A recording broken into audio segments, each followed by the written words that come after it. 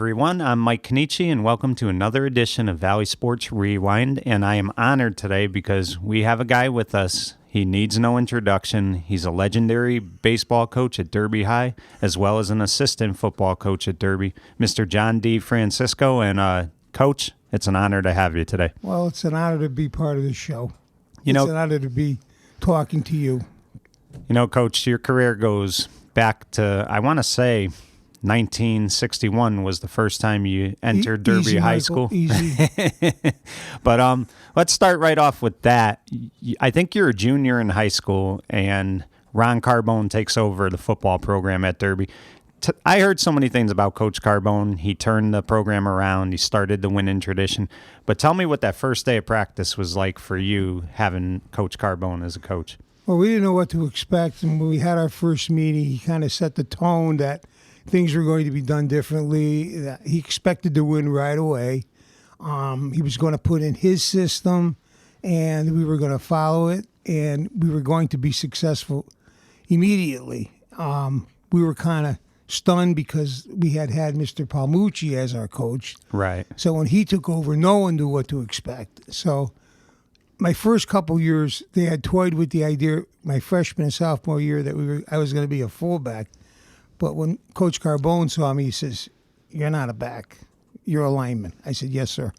And I went with the line. But he was an imposing figure because he was young, and he got dressed for practice in such a way that he could step in and play at any time. He had football pants on with high red socks, and he had the whistle, the hat, he had the strut.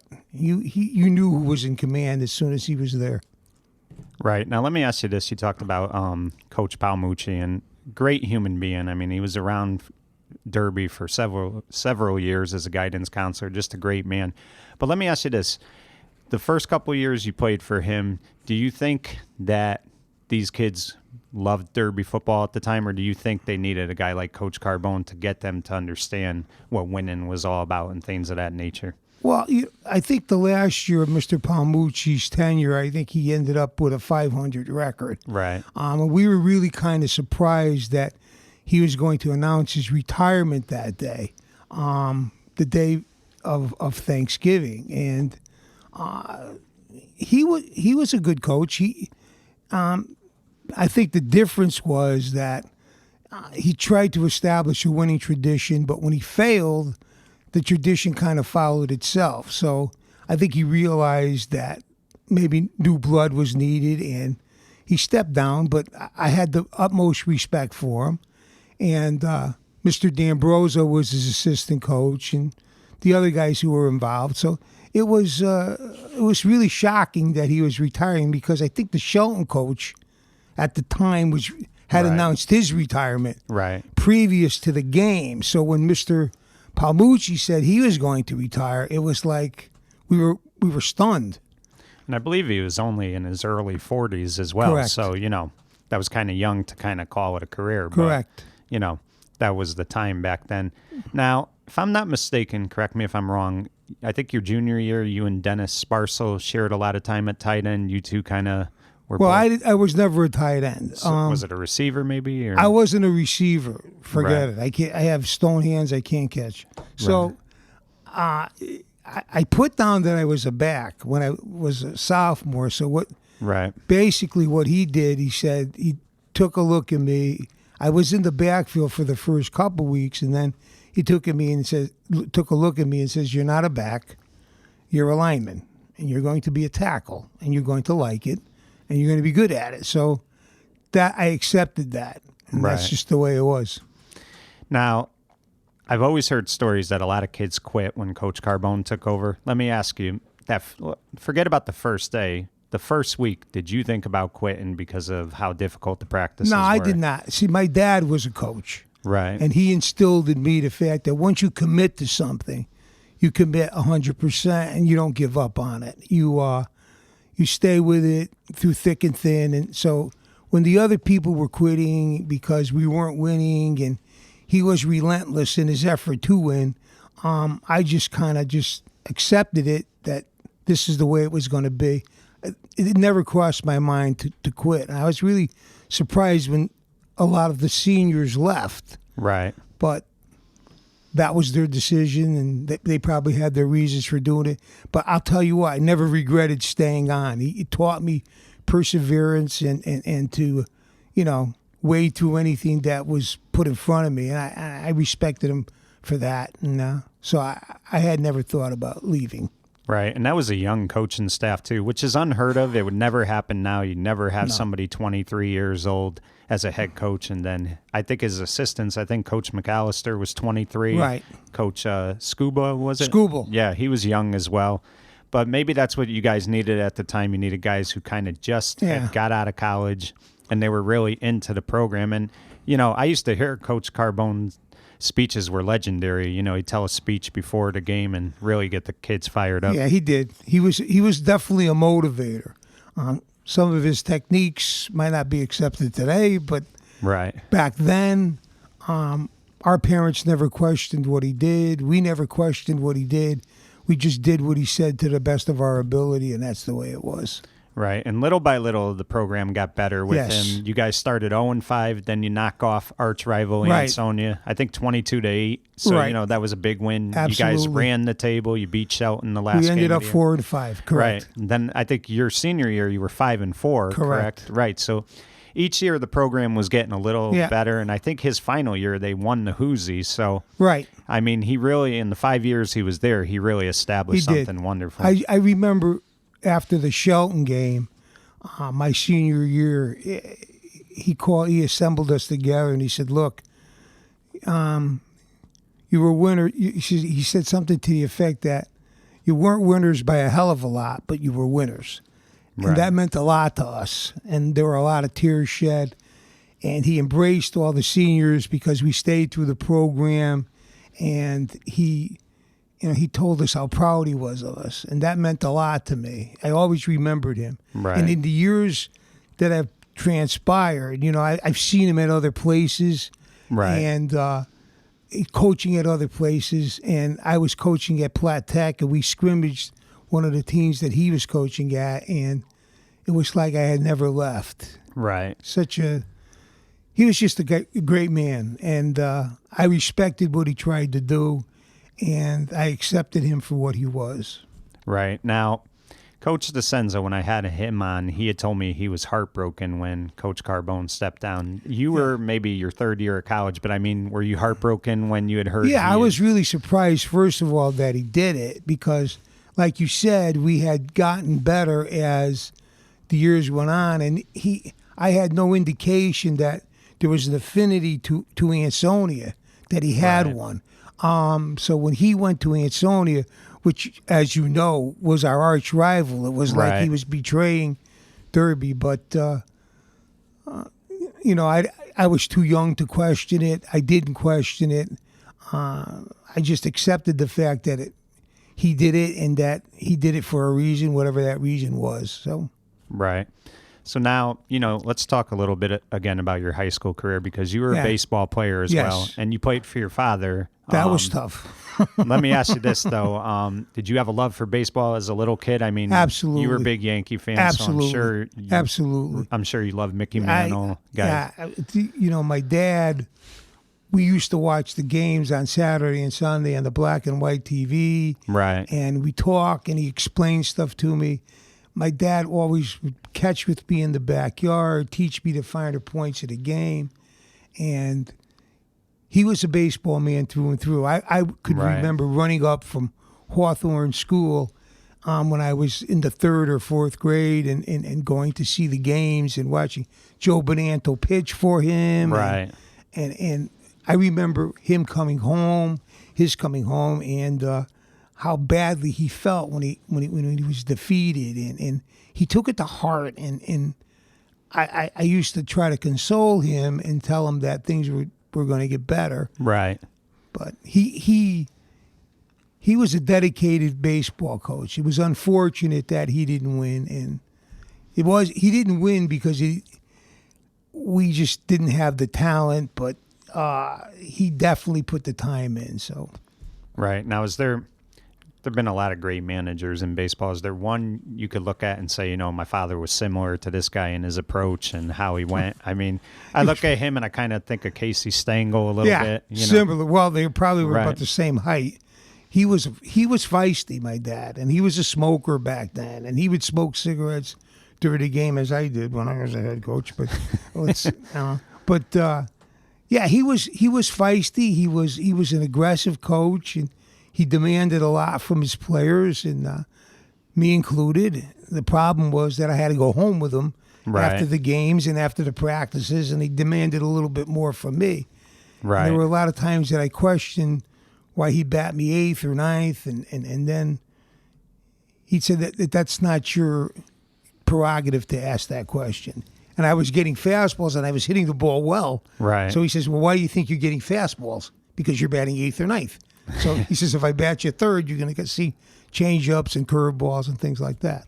Right. Now, what position did you play? I played first base. First base, yeah. Yeah. And now, I mean, you've been around the game of football and baseball your whole life, but are you a baseball guy first, would you say? I mean, is that your first love? Probably was, because I started coaching in 72, and did you love football as a kid? I mean, absolutely. Yeah. I played football in high school under Coach Carbone, and I watched it on TV. I didn't know how detailed and how what hard work went into it, because I had never coached it. I didn't understand the ins and outs of it. Right. But I enjoyed football, but I probably was a baseball man first. Right. Now, let's fast forward a little bit. You talked about coaching baseball in 1972. When did you first come on Coach DeFilippo's staff coaching football, would you say? Probably around 1987, I think I started. Or 79. Yes, you're right. So let's start with baseball first. You coached under your dad, or were you coaching with Tom Fay? I coached with Tom Fay. Right. So talk about that a little bit. I mean, you start as an assistant in 1972. Did you ever think maybe those first few years you would ever someday be the head coach? I never really thought about it. I was just around baseball. I was around kids. I did freshman and JV for 15 years. Right. So I never really wondered whether Tom was ever going to stay or go or this or that. Whatever he wanted to do was his choice. Right. Whatever he told me to do, I did it to the best of my ability. I never questioned.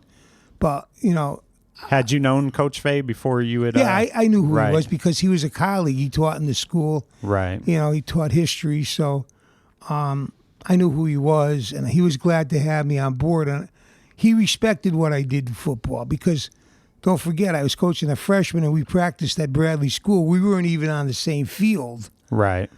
So he kind of let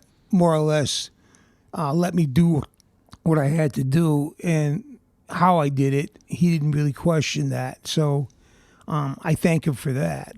He let me grow as a coach. Right. So now let's talk about that great team in 77 that won the state title. Let me ask you, were you still the freshman coach at the time? I was the freshman coach at the time. Right, still. but you were around for most of that. Absolutely. And you probably coached those kids. I'm sure you coached Absolutely. Ed Wazek. Talk about how special that was, because I think they needed to win their last couple games to qualify. They did. It was. I can give you a funny story there. When I was the freshman coach, we traveled with the varsity. Right. And I remember at the time, I think the Derby was 8 and 9 or something like that, and they needed to beat Sheehan to make the tournament. I remember we played the Sheehan freshmen, and our game got over early, and of course we had to wait for the varsity bus. So I was rounding up the kids and sitting them in the dugout. The bus finally came, and when we walked onto the bus, there was dead silence. I said, "We lost?" And he said, "No, we won." All the kids were very, very excited, and Tom was very excited. Right. So it was a wonderful experience, and he deserved it. He worked hard for it, and I was just so happy for him and for the kids who were in the program. He was a very laid back coach. He wasn't a fiery guy, but he knew the game of baseball. He's very good with pitchers and stuff like that. I mean, and I believe he coached Derby for 15 to 16 years. Yeah, I was with him every step of the way for the most part. And you're right. He was a great pitching coach. As a matter of fact, when I did get the varsity job, he stayed on, and for that first week, he helped out my pitchers, the kids I had as pitchers. Right. And I'll never forget him for that. And he came to a lot of the games, wouldn't sit in the dugout even though I asked him to. Right. And he was just a wonderful man for that week. He was always encouraging, and he knew how much I wanted to win, and he'd always talk to me about it's not just wins and losses, it's teaching the kids the game of baseball. And what he taught me, and I'll always remember it, was to respect the game. Right. Respect the kids who play and respect the game. And I'll never forget those words because, all my years of coaching baseball, I always remembered that. To respect the game first, respect the kids who play it because not everybody can. Right. Not everybody can play baseball. If I might, do you want me to talk a little bit more about it? Sure. Because I think, yeah. See, in baseball, everybody can see who makes the error that loses the game. Everybody can see who strikes out with the man in scoring position to win the game. It's kind of where you're out there alone. See, football, if you're a lineman and you miss the block, you don't really see that until you watch the film and break it down. You only see the skill positions. But in baseball, I used to feel badly for the kids because everybody could tell you. My daughters went to the game. They were 5 and 6. They could say, gee, your right fielder dropped a fly ball, Dad. That's why you lost the game. I said, okay. But it was a game where you kind of put yourself out there. Right. And it's slow-paced, not even like basketball. It's slow-paced where, people could say, well, what is that right fielder doing? What is that second baseman doing? So I respected all the kids who played the game because you were vulnerable like that.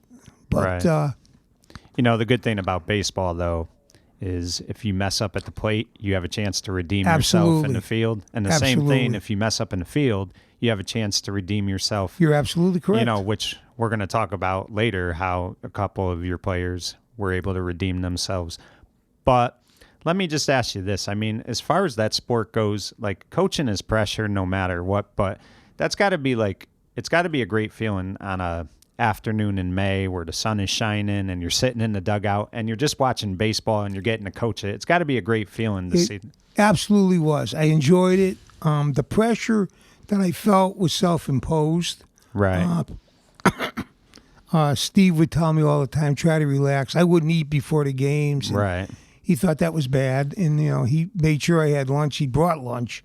But it really is. And the thing that was hard in baseball, again, not like other sports, you don't have a clock. Right. You have to get to 21 outs or 24 outs, and it could take 4 hours or 2 hours. Right. And the score could be whatever it is. So that always used to worry me when I played the better teams and I didn't have a good team. How long was the game going to take? And was I going to be embarrassed? Because the finished product, really, it falls on the coach, basically.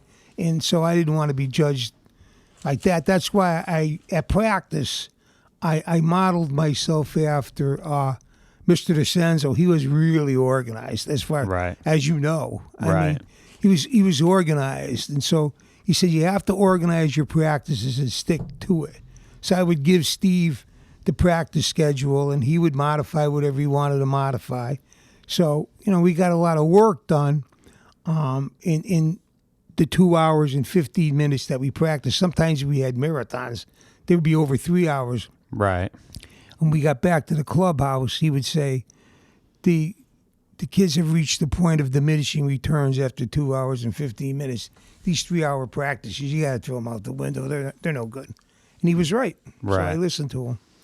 So now, you mentioned you came in 78 or 79 to coach with the football program. So you didn't coach right away. I mean, did you ever have an interest early on to coach the football program, or did you talk to Coach DeCenzo about it? No. I mean, how did it come about? Well, not really. I think a few people left on the varsity level because I coached with Frank Zuba in the beginning on the freshman level. Right. Then I think Gene Biondi took a position in the business world, and Frank moved up. I became the head freshman coach, and then I think Ray Altieri left. Right. So the next logical step was for me to get to the varsity level, and I did. I accepted that position and that's how it all happened. But like I Right. said, did I worry about moving up to the varsity? No, because it's the same thing with baseball. Baseball is baseball on any level.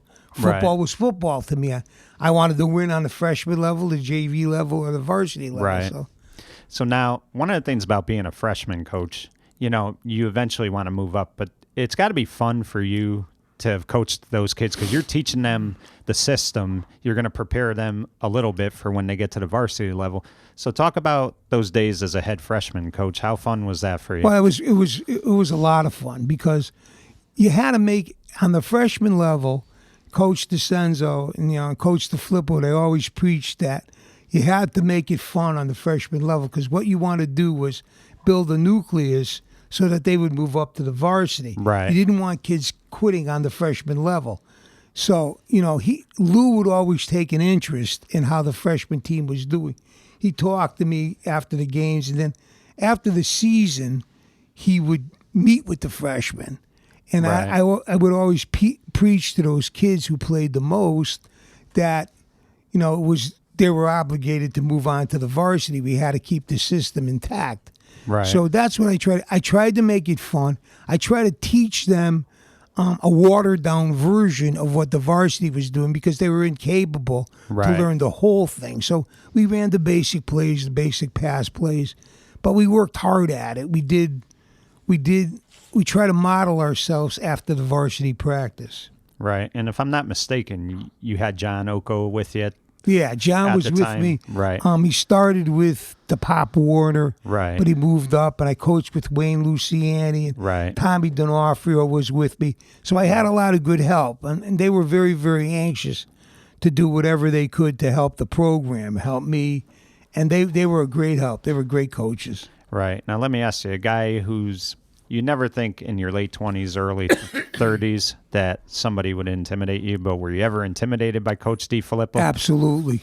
Yeah. Absolutely. See, I knew Lou as a colleague, and Lou as a colleague as a teacher was different than Lou the coach. Right. Because when he said that practice was at 8, that meant the coaches had to be there at 7:15. So I didn't know that the first couple of days that I took the job. It was like preseason. So Right. he told Charlie, you better tell your friend what 8 o'clock means. So Charlie walked over to me and he says, 8 o'clock means like 7:15. So, Right. or if we were practicing on Saturday and the game was a morning game, if Right. he said be there at 8:30, that means the coaches were there at 7:30. So I learned that real quickly, Right. Any good Coach DeFilippo stories that you want to share? Oh, Any that- absolutely. He, like I said, I think when I got the job, Charlie and Frankie Allo told me that for some reason he doesn't yell at you as much as he yelled at other people. Right. I says, well, I don't want to do anything wrong to get yelled at. Great story was we had a very good team in my last year with the freshmen, but I remember the schedule was a game on Monday and a game on Friday. So we played Monday, we won, and Friday's game was against the Ansonia. So I said, don't take out the equipment to do the agility drills because we don't have time to do that. We got to get right into practice. Well, as fate would have it, he goes by the freshman room and Coach sees that there's no, the equipment is there. Right. So I'm walking on the track. I'm walking to the picnic grove. The other guys are walking to the Little League field up on top. So Charlie and Frank were ahead of me. And Lou came by and he said to me, he says, do you do the stations every day? He says, yeah, absolutely. He says, well, why is your equipment in the room? So I said, well, Coach, I said, I had a game Monday. I got a game Friday. I don't have time to do the... And he turned around and he thumped my chest. He says, you do the stations every day. And I remember saying, yes, sir. And then he walked on, and I had like tears in my eyes because no one ever yelled like that at me except my parents. So Charlie and Frankie Allo were like kind of tripping over themselves, laughing that I had gotten scolded by Lou. But it was a lesson that I learned. you could rest assured we did the stations every day. Now, let me ask you, were you able to focus on practice the rest of the time after that, or was it on your mind? Well, it was on my mind. They said, what was on my mind? If I said, you make sure that the equipment for the stations is on the field. That's the first thing. Right. Then we'll talk about what we're going to do. Is the equipment all here? And it became a joke, and the kids would say, well, why are you so worried about the equipment? He says, I'll tell you that someday. But, it was a lesson I learned, and I remembered, so it was great. What a run he had, too, Coach DeFilippo. I think in 15 years he won 9 Housatonic titles. Unbelievable. The big seasons in 69 and 73. Were you able to ever coach with him on the varsity, or did you come to the varsity once Coach DeCenzo took over? When Coach DeCenzo was there, that's basically when I came to the I became part of the varsity staff. But I did get to go to some games if I wasn't scouting. The freshmen were obligated to scout. Right. So I missed a lot of games, but some of the games I went to, and I just watched his demeanor during the game, how he was always under control, how he was always aware of what was going on, how he anticipated what was going to happen, and how he seemed to have a knack for calling the right play at the right time.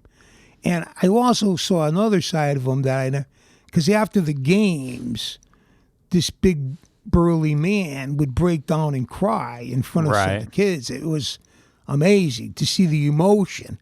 And Charlie followed suit, and Frank followed suit. And I that's when I came to really understand how passionate these people were. Right. Now here's this big man who's humbled in front of the kids. And I said to myself, it's unbelievable. So I asked Charlie about it, and he says, well, when you put as much time as he did, and when you got as much out of the kids as he did, then you understand why. Right. He would be that emotional. But I don't think a lot of people saw that side of him. And I was glad to see that, because when I got the varsity job in baseball, I was very similar to that. Right. I'm glad you brought up scouting and stuff, because one thing that I was always fascinated by is how you would see the different coaches go into games with a pencil and a notebook, scouting stuff. And, what people don't realize is you guys aren't going to these games and having a good time. You have to really focus on what they're running. Talk to me about the early days of you doing that. How difficult was that? Well, it was really difficult because I had never scouted when I first started. And Frank Zuba, for the most part, Lord have mercy on his soul, Frank passed away recently, a few years ago. But he taught me how to scout. And Coach DeFilippo said, if you really want to learn how to scout the games on TV, the college games, the pro games on TV. You'll learn. And when you write a game and you scout a game, you scout according to the plays that you run.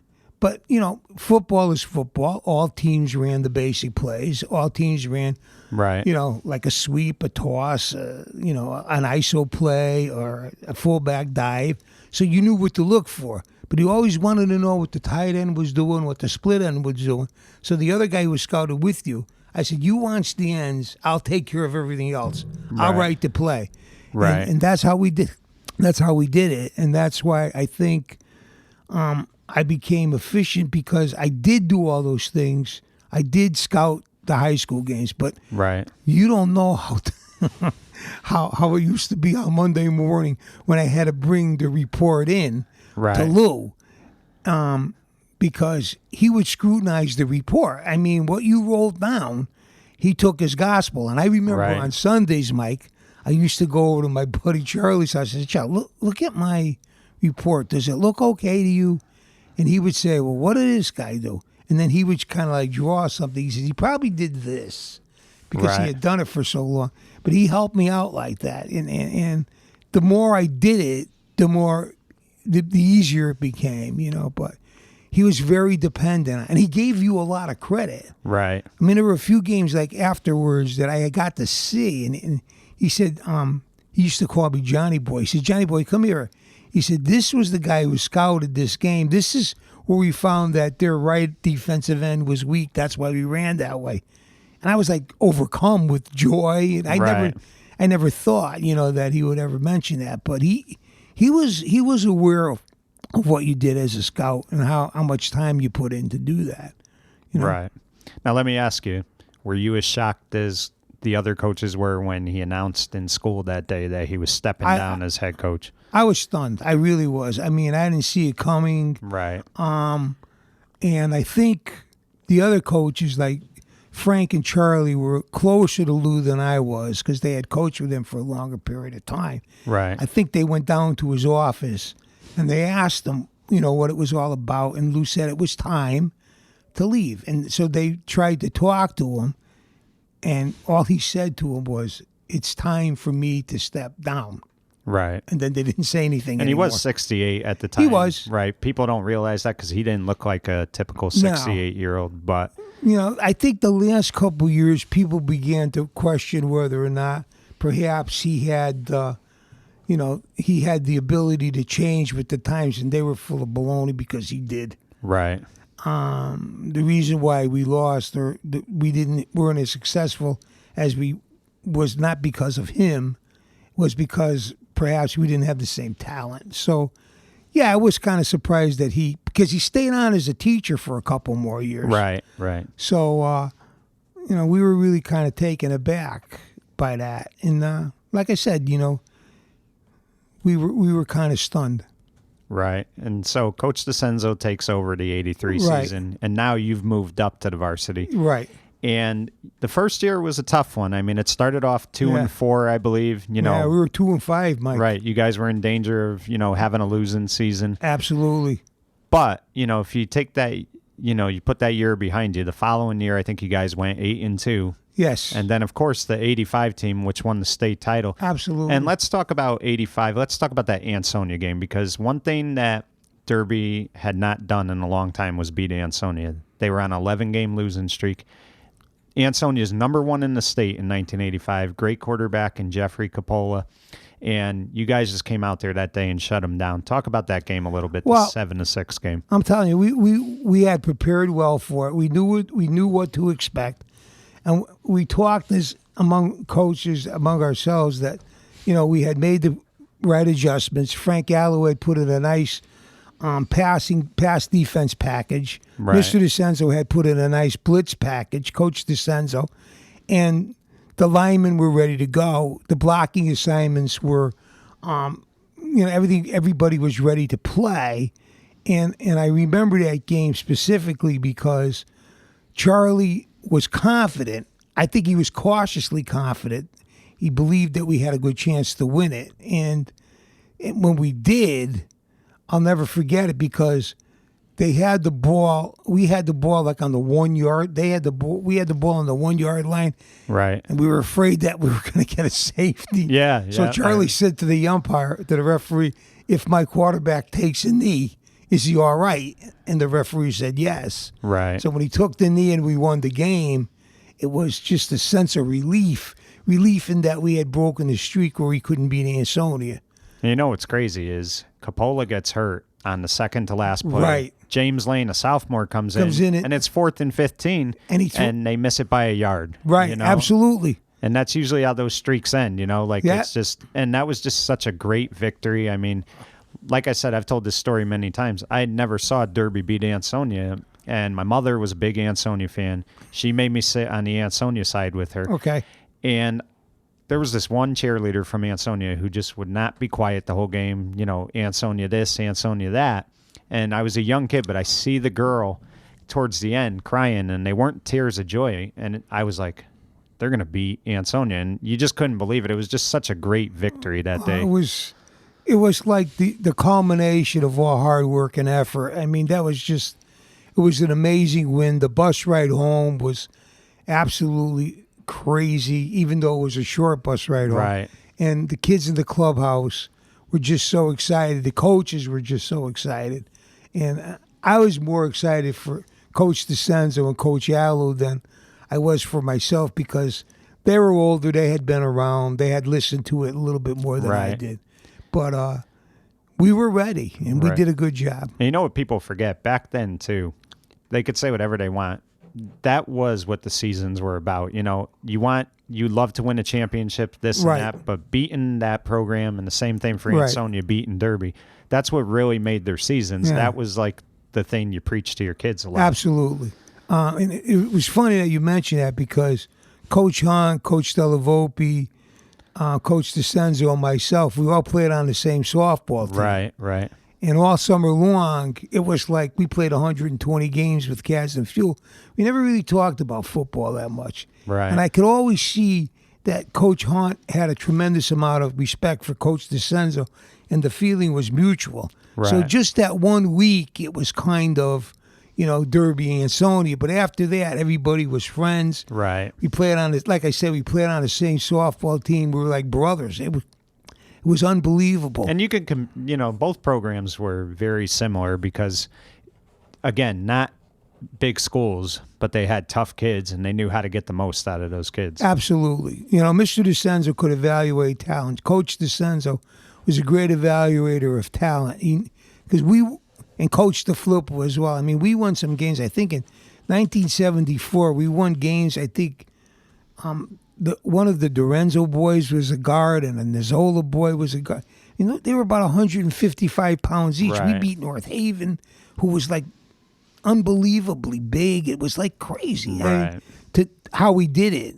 And I remember we beat North Haven with Mr. DeCenzo as the coach. And they had Max Joyner Brown and that team. And it was like unbelievable. We won in overtime. Now, Right. everybody in the world knows that his favorite play that he went to was the bootleg pass. So we went overtime. We threw the bootleg pass. We threw it for the touchdown, and we got Right. the extra point. And as we were shaking hands, there was just the size of the kids. It was unbelievable. Right. I remember we were walking off the field. We always ended up walking off the field together for the most part. I said to him, we better get on the bus. This might be a dream. He said to me, why? I said, because did you see the size of those kids that we shook the hands of? And you see our offensive line and defensive line? Right. But, he always preached to the kids to do their best. It was great.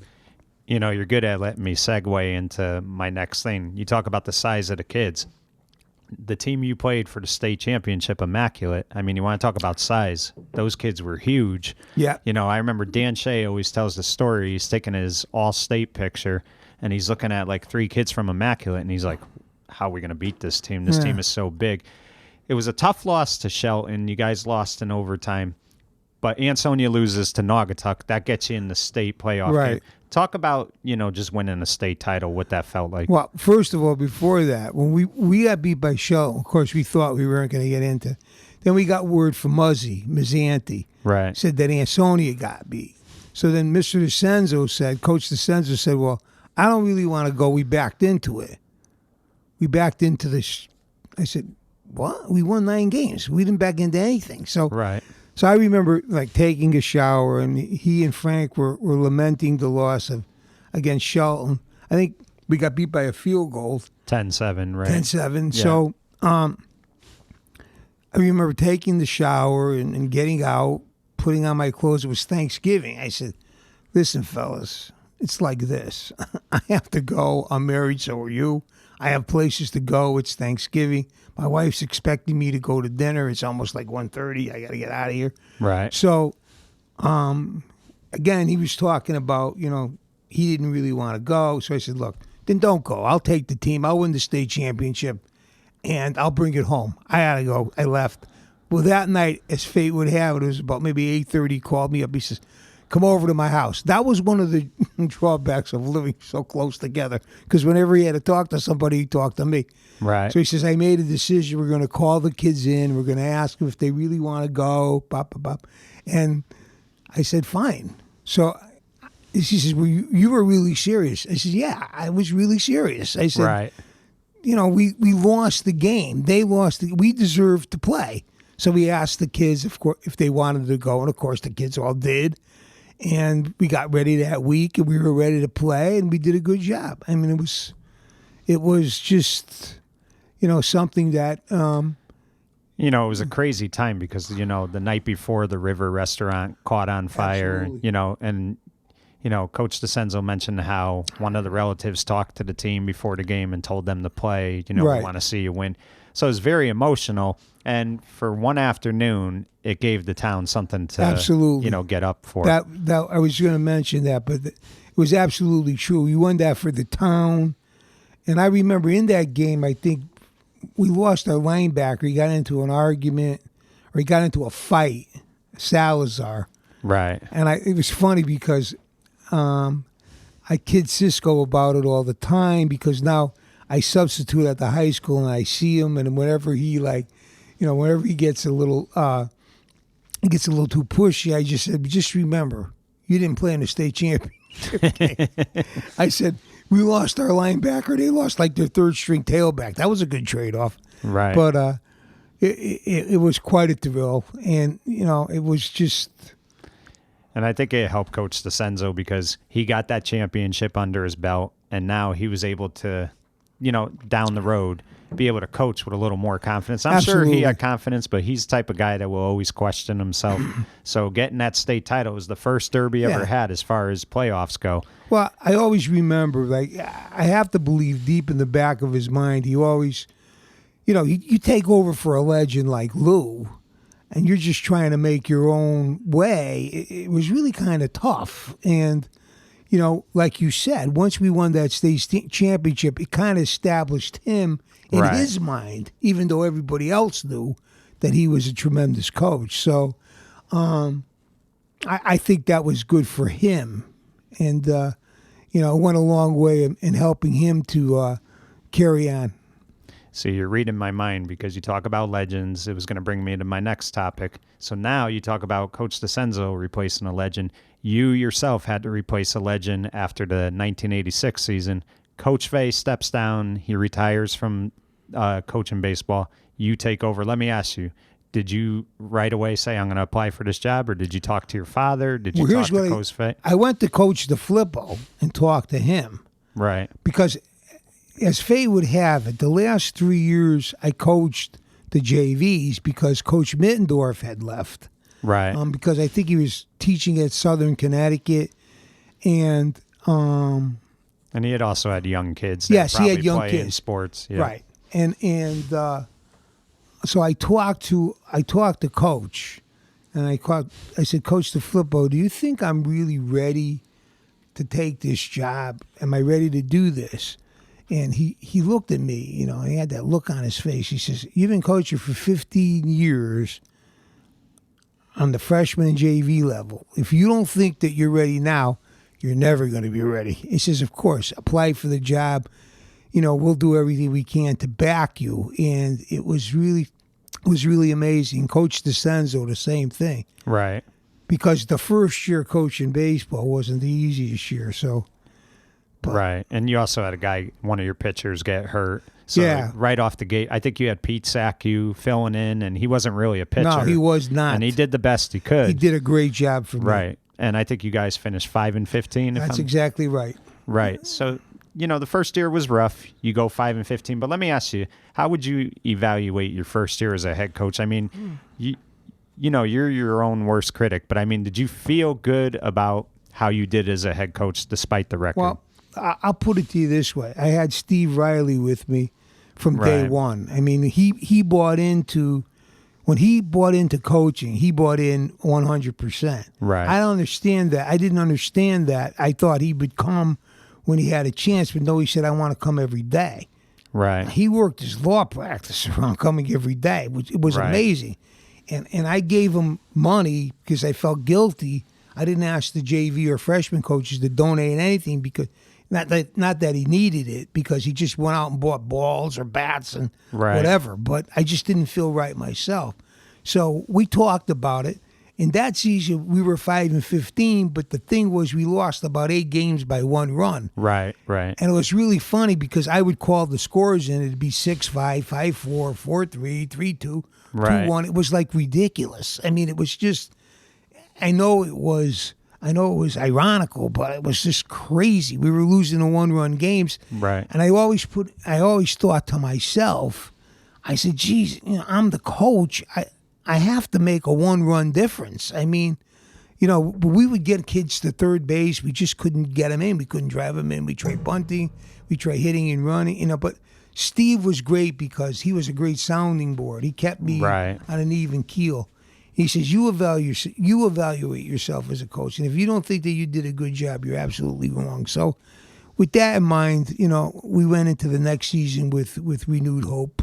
Right. And we'll get to that in a sec. But is it hard to not take it home with you sometimes? Absolutely. I mean, I talk to different coaches. Some of them say, they try to make it a rule. Don't bring it home because, your family has got to be your family. But is it hard when you're putting all that time in to go home and not think about, the games and stuff like that? Yeah, it really is. I had a wonderful wife. She still is a wonderful wife, but she was a great coach's wife. And because she knew when to leave me alone. Right. She came to all the games. She brought our daughters to all the games. She was wonderful. She was very supportive. She was a great, great wife. Because I would sit downstairs, like in our family room downstairs, and be alone. I didn't want to talk to anybody. Right. She didn't let anybody talk. She didn't let the kids down there to talk to me, and she was very understanding about that. Right. But I did take it home with me, and I just wondered what I could do. There's a funny story there. I used to go to Dunkin' Donuts in the morning, like at 5 o'clock, and I'd have the scorebook.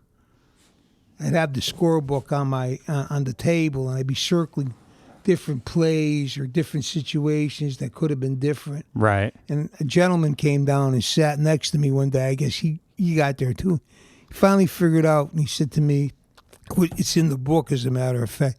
He said to me, "Do those numbers in that book change when you circle them like that?" I said, "No." He says, "Then why do you insist on doing it?" And come. He said, "Where do you work?" I says, "I'm a teacher." He says, "It's 4:45 in the morning. What school do you teach?"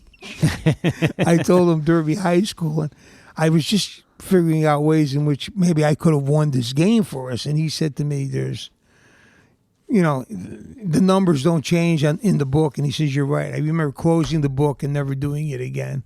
Right. So, and you talk about your father was the head coach, back in the 60s.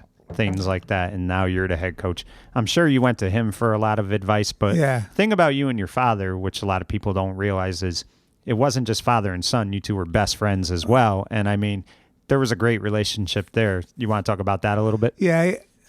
When my first game that I coached was against Emmett O'Brien. He came to the game, and he's walking around in front of the dugout. And back then, Cablevision, Valley Cable, announced the games on radio. They did the games.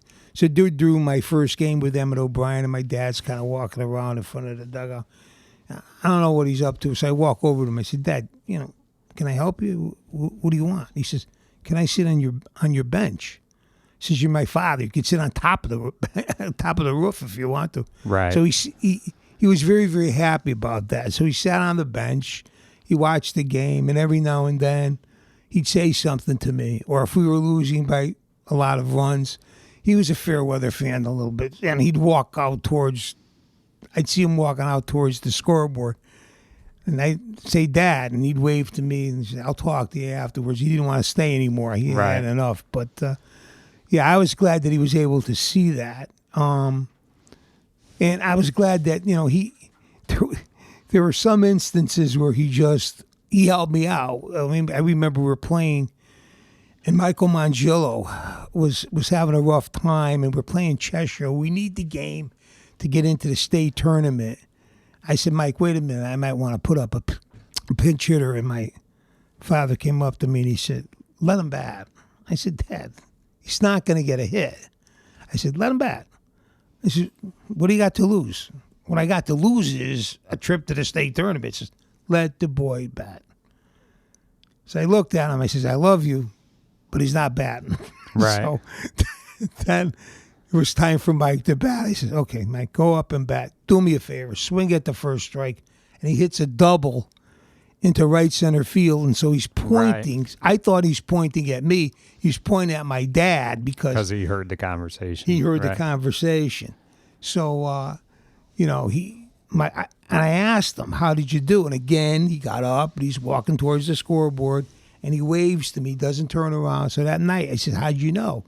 He said, you don't have a lot of baseball kids here. You have football players who wear a baseball uniform, but Mike understands the game.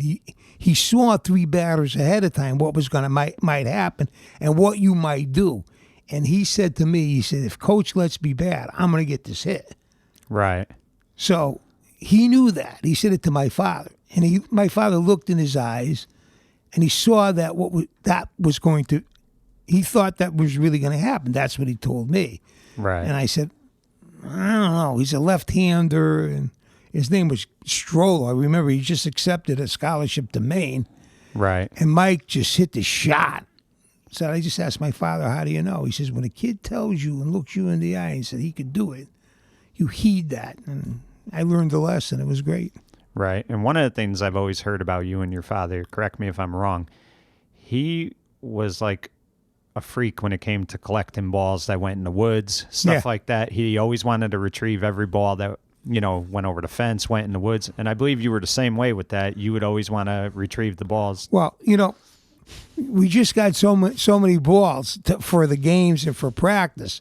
And it was really kind of tough because, as you know, the backstop and back of the backstop, it's not like it is now. There are all shrubs. And right. So, on every Friday we used to have a scavenger hunt. I used to send the team into the woods. Right. They had to come back with a ball or they didn't come back.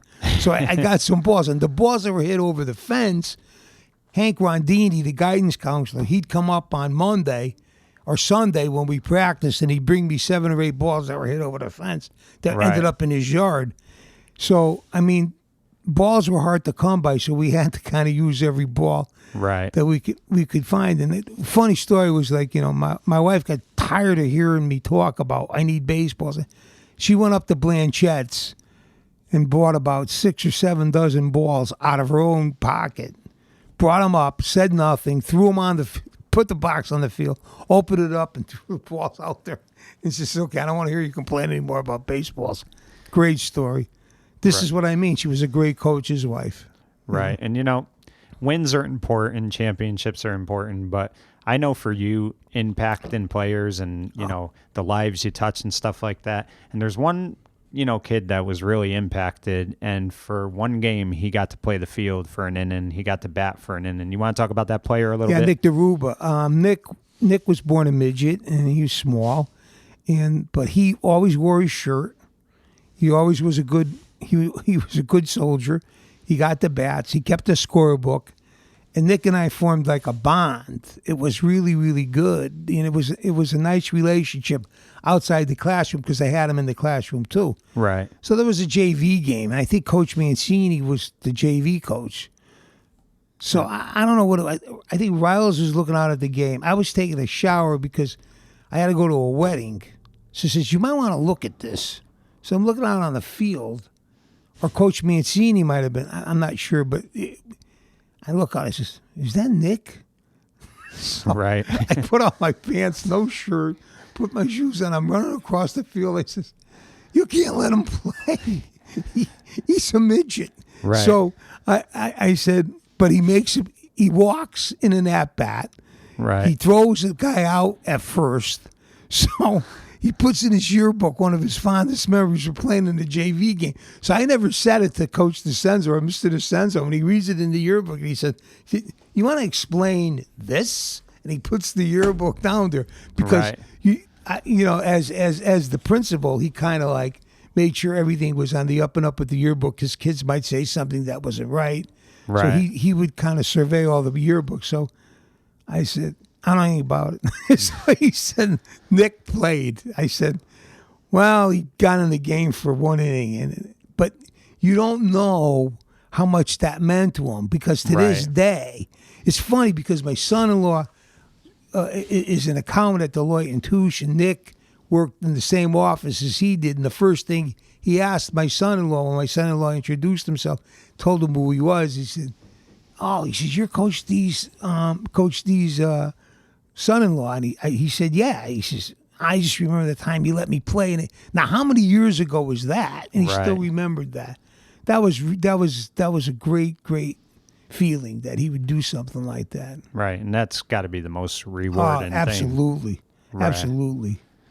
So now let's fast forward a little bit. Let's talk about the magical year in 1992. And the funny thing is 91 looked like you guys really were going to knock on the door. You had a 12-8 record. Yeah. You had a tough loss in the second round. So, nobody knew what to expect. And you also had Ben Bartone, who had got injured early in the year in the football season, broke his wrist. So there were a lot of what ifs. You had Joey Guyon, who had never played varsity. You had Gino DeMoro, who never played varsity. I think even this was Mike Massey's first time playing varsity. Absolutely. So, and you had a freshman who you didn't really know what you were going to get out of him in Joe Leza as a catcher. Absolutely. And he went out there and just had a great year. But just talk about that 92 team. We'll get to the championship, but talk about that team in general. That was just a great team. I remember that team there was like kind of maligned because the streak had been snapped in football after 28 years of winning seasons, right. or not losing seasons. And those poor kids, although nobody mentioned it to them personally, I didn't hear it. They just kind of carried a heavy weight with them. Right. So I remember the first meeting, and I just talked to them about, they had to have a different mindset because everybody thought that they were losers. And I said, but I don't. I said, I think this is going to be a very interesting year. We're going to work hard. We're going to try to do the best we can. And Steve, he said the same thing, Riley, and the other coaches said the same thing. So, it was kind of tough. And then once the season started, it was just like magical. It just things fell into place. And Gino DeMaro, who had never really played well. Joe Guyon, who never really was a starter. Right. He went to camp at LSU between his junior and senior year. He was more than an adequate third baseman.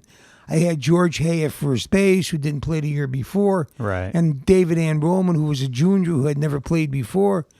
And so we went out and we started to win, and got contagious. And, we were 12-8, and we won some games that were critical.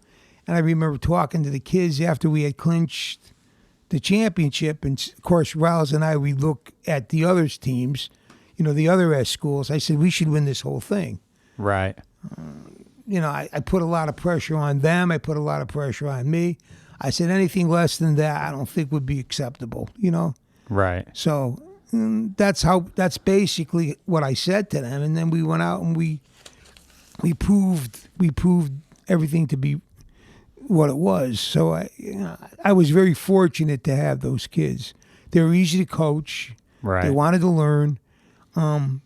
Like I said, the kids that didn't play before got pulled along by the other kids. Like Ben was a great captain. Don Shepard was a great leader. Pete Krasnowski. Krasnowski was wonderful out in the outfield. Right. He was a great motivator. But I think Donnie Shepard played football 1 year. Pete didn't play. Benjamin played, but he got hurt. Right. And so their love was baseball. Right. And that kind of carried over to the other kids on the team. And they kind of moved the other kids along when they got down in the dumps or whatever, and things weren't going our way. So they were a great bunch of kids. Right. And you got so many, human interest stories. You got Joe Leza, who's a freshman. He hit 6 home runs that year. I think he had 4 or 5 grand slams. He just had a remarkable year for a freshman. You got Joey Guyon, who, like you said, he really wasn't a starter, and then he started that year, and he gets 2 of the biggest hits in your season, one to put you in the tournament and the other to win the tournament, which was unbelievable. Gino DeMoro, the same thing, was big in that championship game as well. And then there's the other guys, like you said, George Hay, who contributed. You also had Rich Calvert, who would pitch run a lot. Absolutely. Yeah. So, you had so many different types of human interest stories. And then, of course, your friendship with Riles and George DeTulio. just the bond you three had, and to be Yes. able to win a championship together, that had to be special. Yeah, it was because, I learned one thing I learned from Lou and Charlie. One person doesn't do it alone. So Right. Riles and George, they were very instrumental in whatever I did. Whatever decision I made, I never made it alone. They were in on everything. And I remember a funny story was one time during the season we were talking about maybe taking Ben out, and Riles was saying, well, maybe we should take him out. He's tired. He's throwing a lot of pitches. And I said, yeah, that's it. And George came by. He says, you're not taking Ben out, are you? And I says, no, we're not. So it was funny. So, George and Riles, two different personalities, but they never clashed. They Right. kind of worked really well together because they both had a burning desire to win. That's why I liked them on the staff. But, that 92 season, that magical year, I mean, in that champion, do you want to talk about the Sure. championship? Yeah. Yep. Well, in the championship game, we got out ahead, and then Terryville came back and tied it up, and then we got ahead, and then they took the lead. And going into the last inning, everybody was kind of down. And David Ann Roman, see, out of the mouth of the babes sometimes, who really wasn't a baseball person, says, well, we got another at-bat, don't we? And why is Right. everybody crying? So they went out onto the field. They came in. We got in a huddle, and then, we just took the lead. And then Ben Bartone got a big hit. He got a single, Right. and then Which was redemption for him because Absolutely. everything he went through, and he was having a rough season. He wasn't getting run support. no, he was not He struck out 18 against North Haven. He lost the game. right. But, this tournament kind of was his, Yeah, it was this his was moment. a shining light. He right.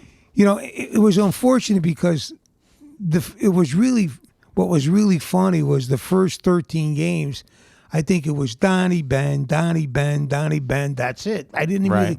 Pete threw batting practice. I mean, he could throw strikes, but he wasn't really a pitcher. So you really had no one else. So Mike Massey, but he really just pitched JV. So to make a long story short, those were the two kids I went to, and they performed exactly the way I thought they were going to perform. Right. And then Donnie in the championship game, was a little wild, was tired. You could see.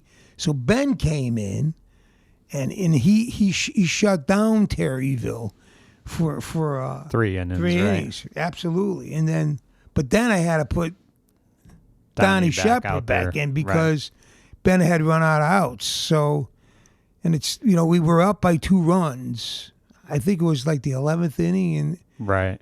so what happened? He And I walks think the- he got a couple runners on that. Yeah, inning, he too. walks the first Right. batter, and then he walks the second batter.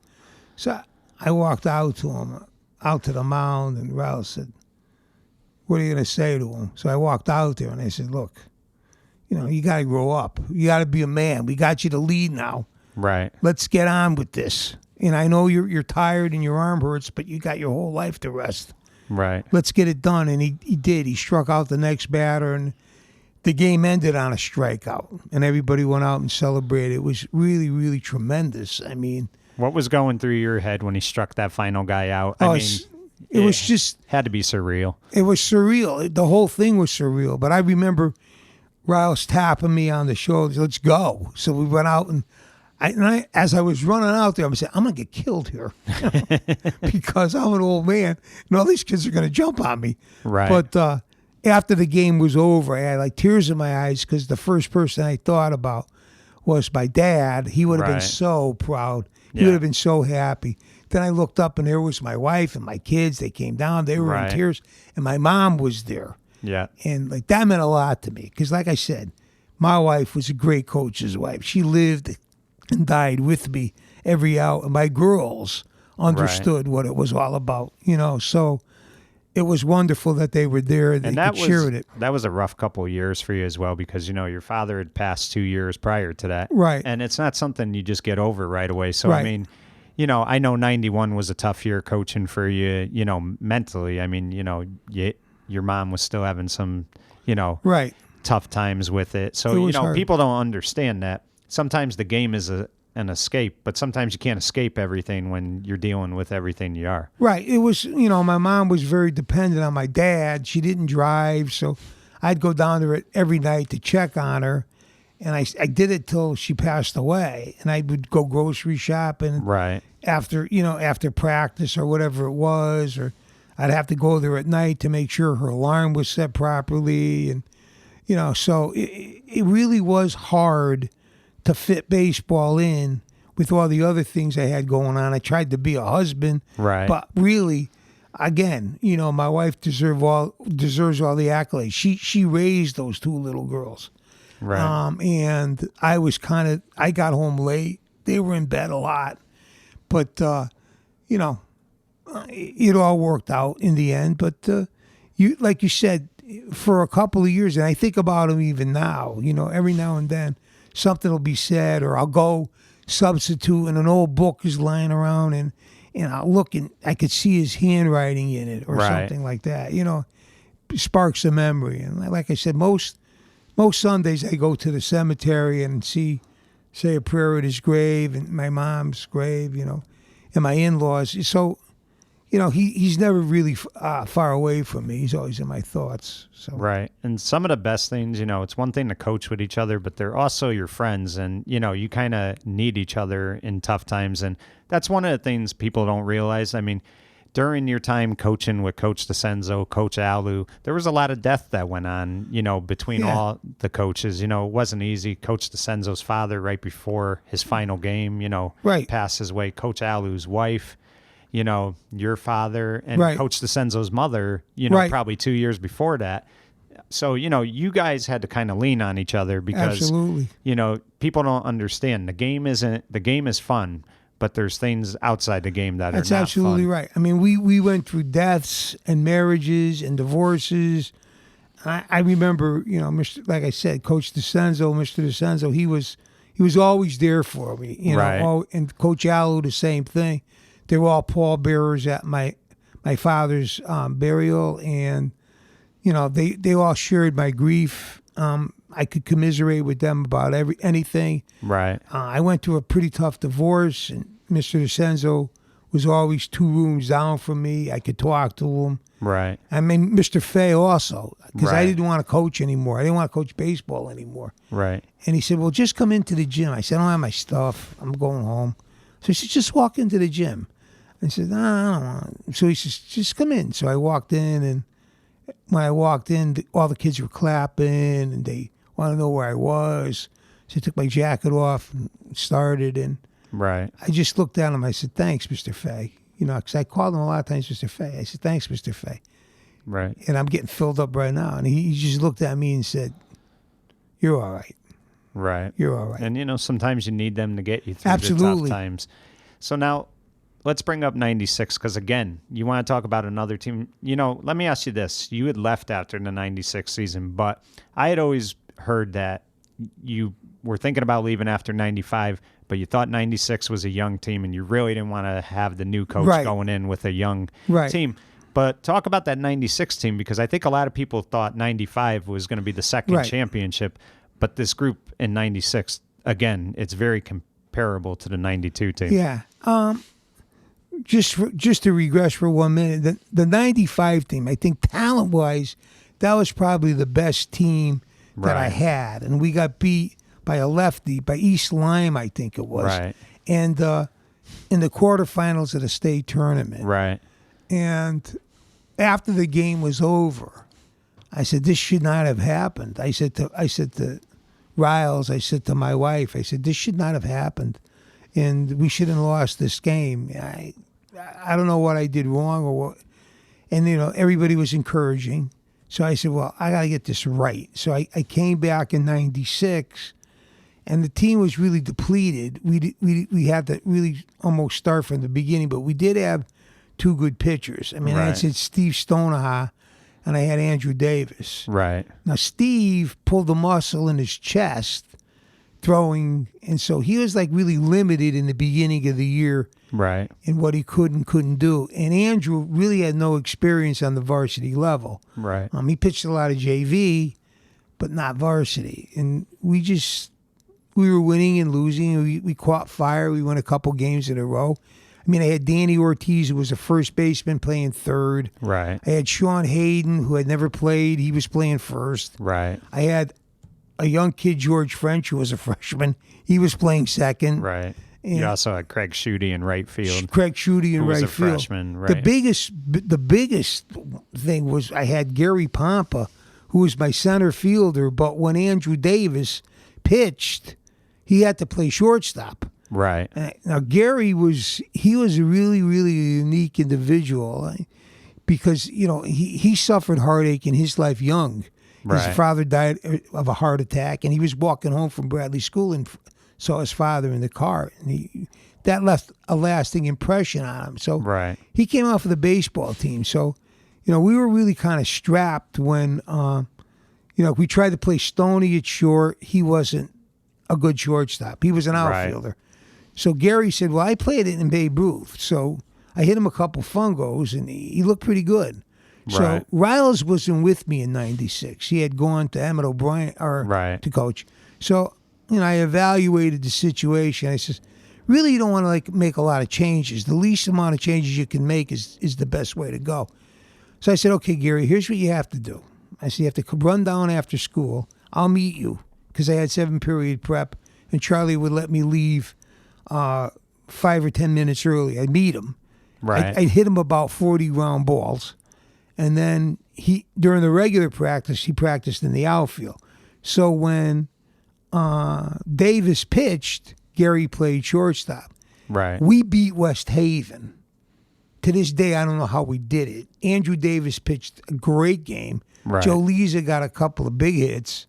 And Gary Pompa made the last play of the game on a diving catch of a line drive behind second base. And I said to myself, holy smokes, it was like unbelievable. It was surreal. It was great. Right. I mean, to beat West Haven. Yeah, big school like that. And I remember shaking hands with the guy, and George Hanchetti kind of giving me the limp handshake. I said, well, hey, we're going to be competitive. We're here. We're just not, you're not just going to walk all over us. But right.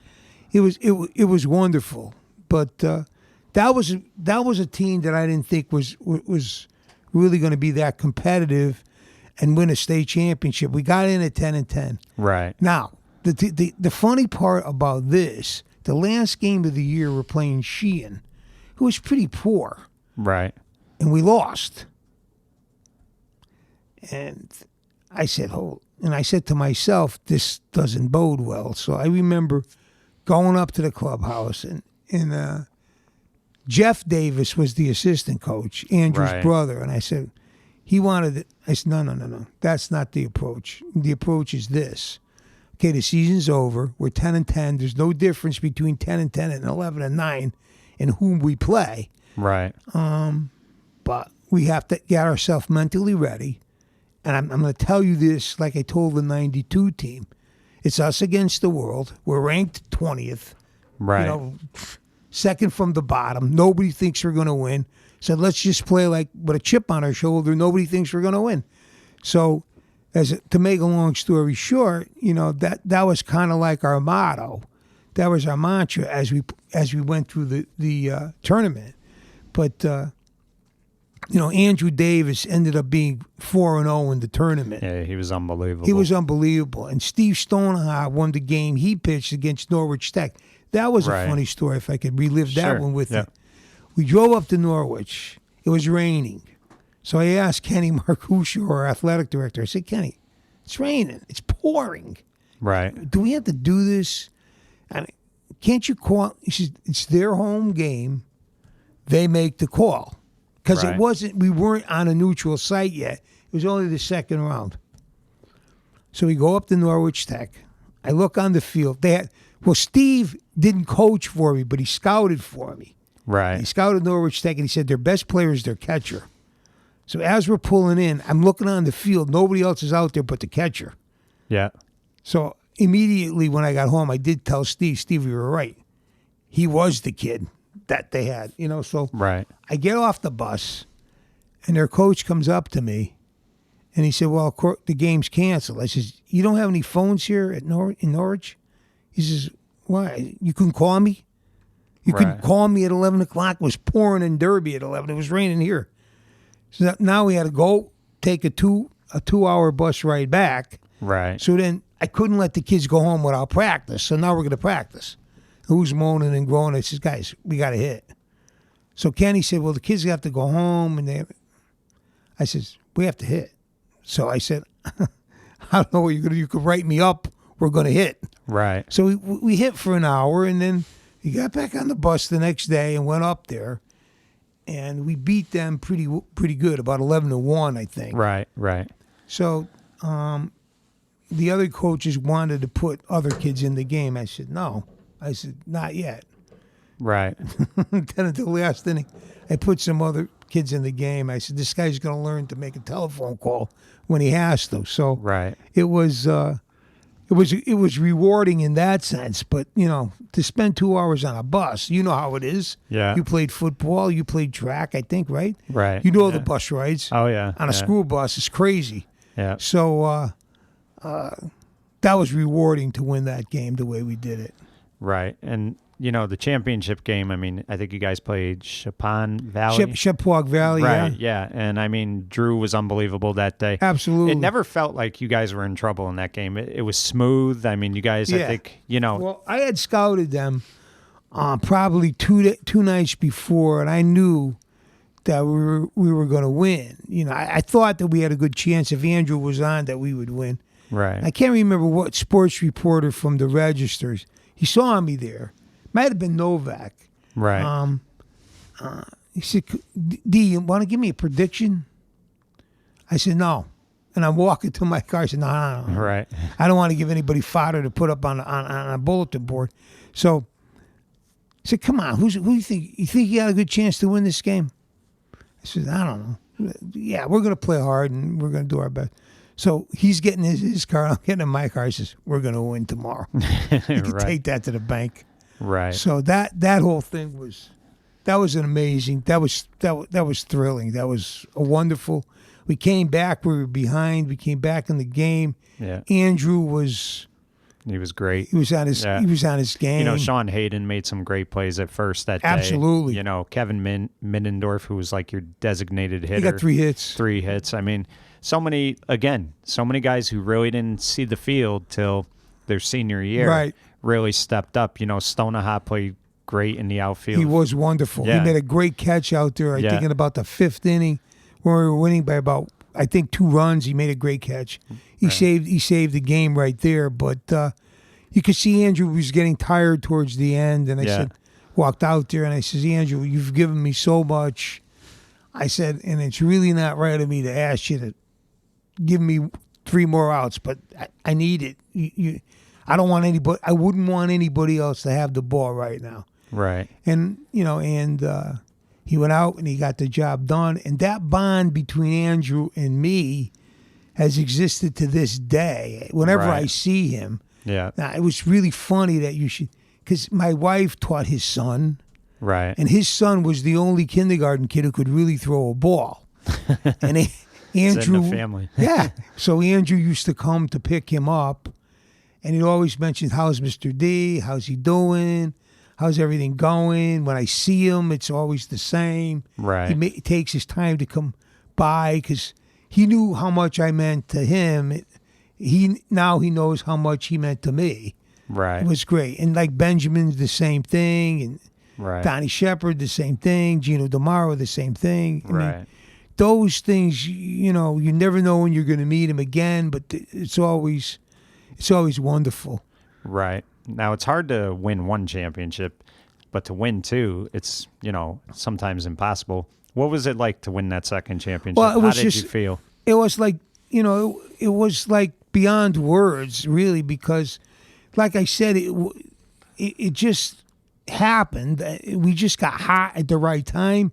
I think from being around sports, in a tournament, when a team gets hot, it usually will carry them over games that they should lose. Right. So we just got hot at the right time, and all the credit goes to the kids. They got clutch hits. Yeah. They made clutch fielding plays, and like I said, that '96 team was a conglomeration of baseball players.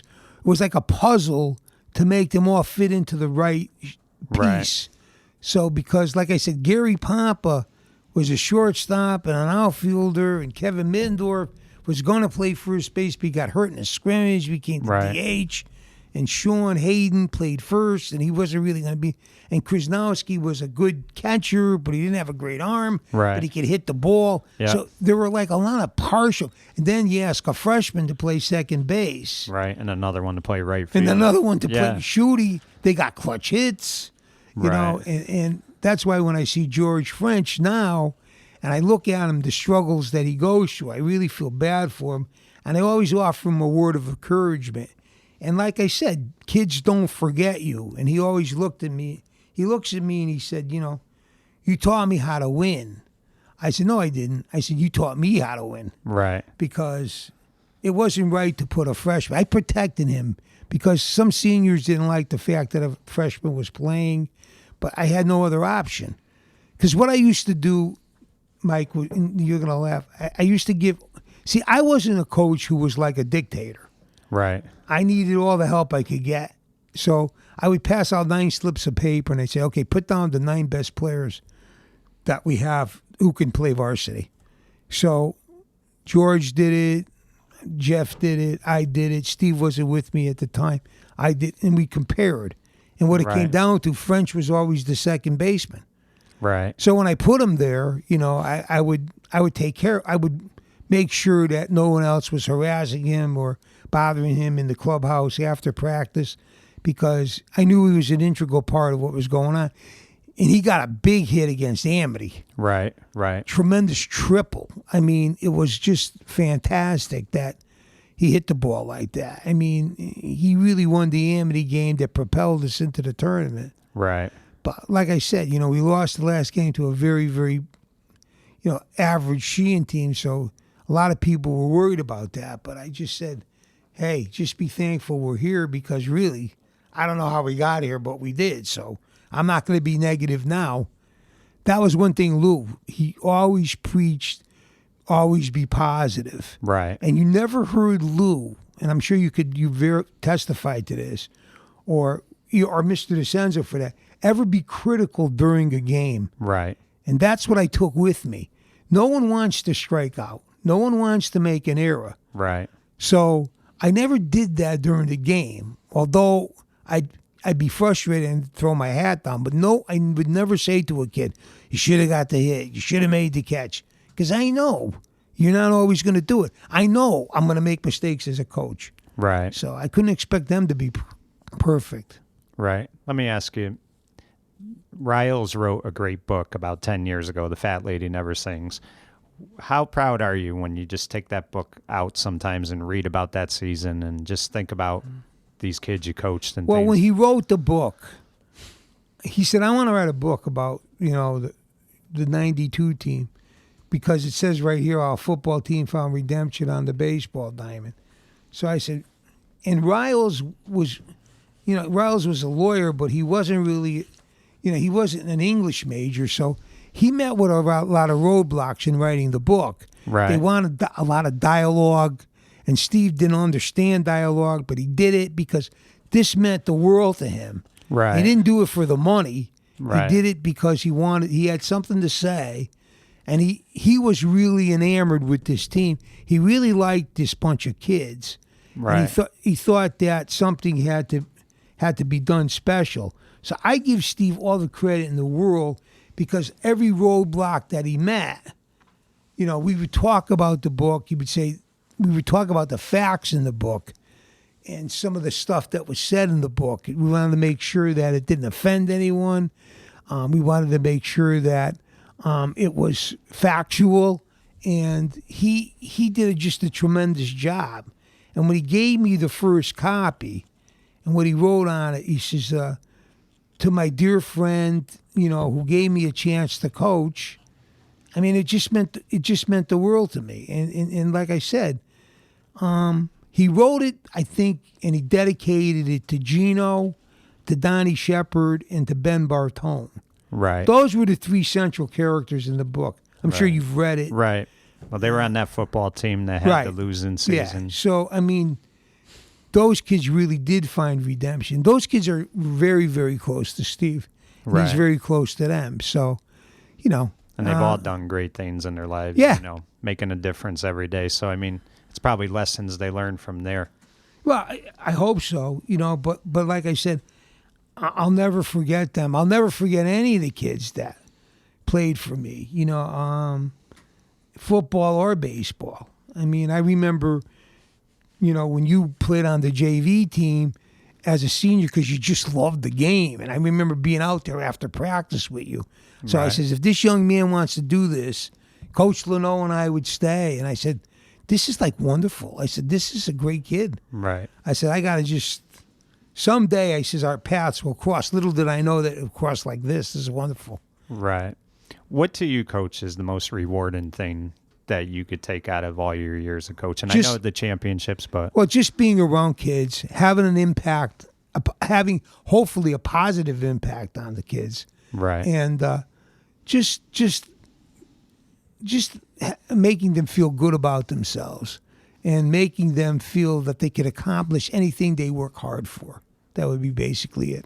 Right. Well, Coach, you know, we're out of time, but we're going to have to do this again because there's so many other things we could talk about. I had a lot of fun, but I do want to thank you for coming on, and I do applaud you. You know, all the years you've coached football, whether it's at Derby, Fairfield Prep, Platt Tech, that's amazing to put all that time in.